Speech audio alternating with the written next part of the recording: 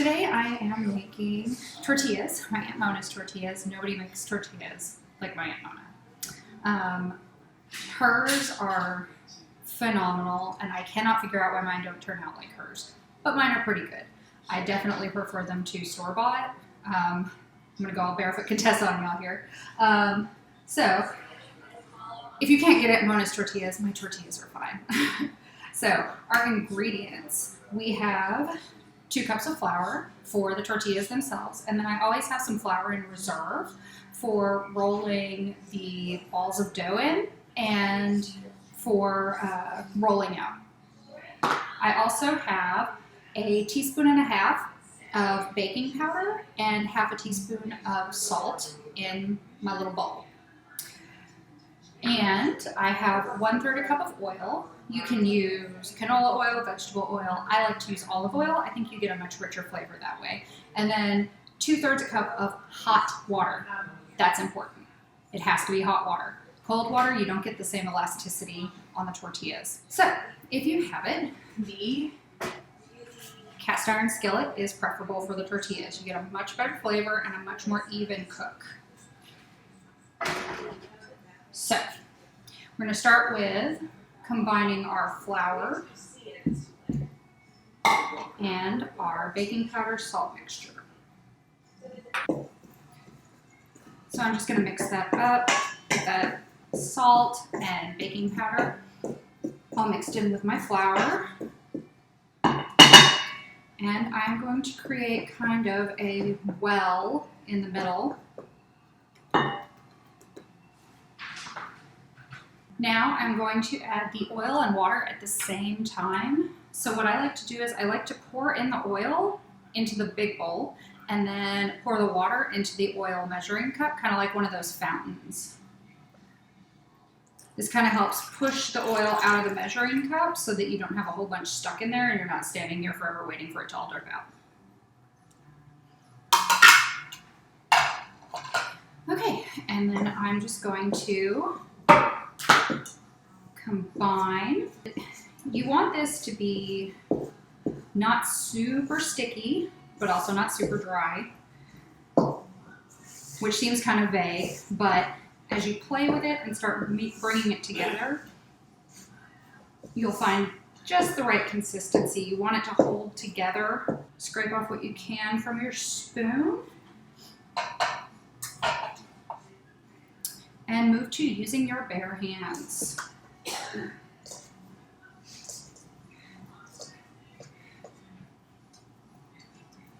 All right, so this is actually really perfect. So I've got this. I'm going to flour my surface, and I just use directly my counter. I used to use a silicone pie crust deal, but I really didn't like using that because it slid around a lot on the counter.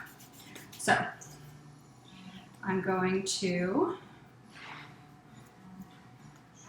give this a couple of kneads, which seems kind of weird for tortillas, but it actually helps with the elasticity and the rolling out. So now, next thing you want to do is pull off a ball. I'm going to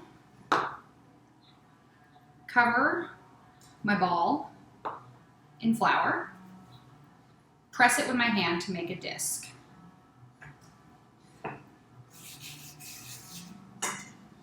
And then ensuring I don't knock anything over, flour my rolling pin a bit, and roll out my tortilla. Now, in all my years of making these, I can never get a perfect circle. It does not happen.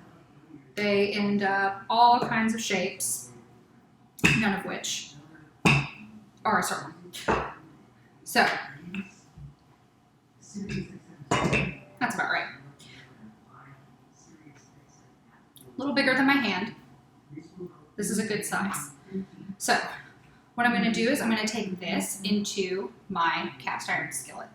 So I'm going to preheat my cast iron skillet over kind of medium high and give that a few minutes to heat up.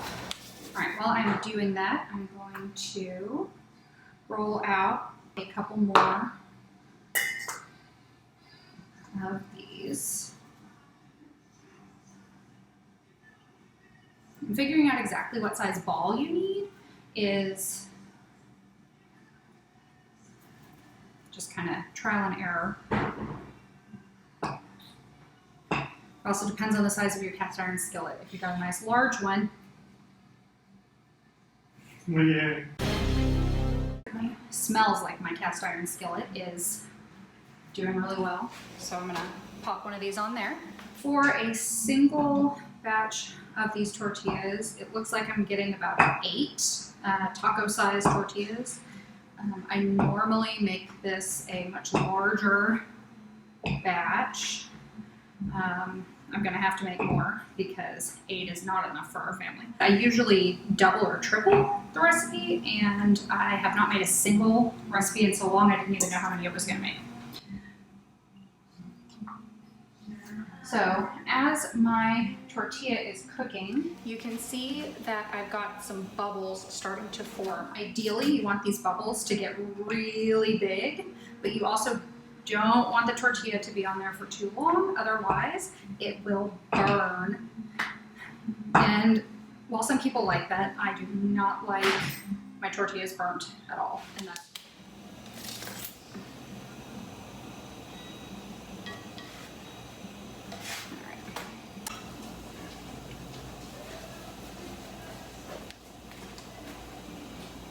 I want to keep this long.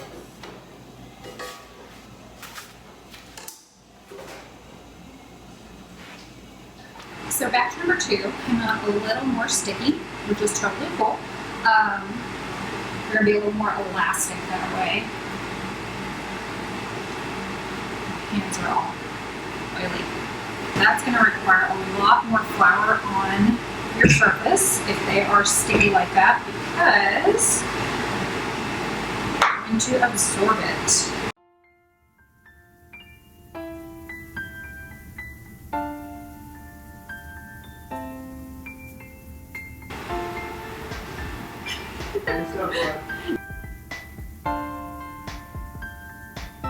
And here's the end result. I have my lovely tortillas, which I will keep warm in the oven until dinner is ready. So 2 batches made roughly about 19 to 20 tortillas, which is awesome. That's just enough for our family for one meal. Usually I make more than that so that we have some for the next day, and because people will come and sneak them as I am cooking them. Only thing that kept everybody out was the video cameras. So have a go, make some tortillas, enjoy.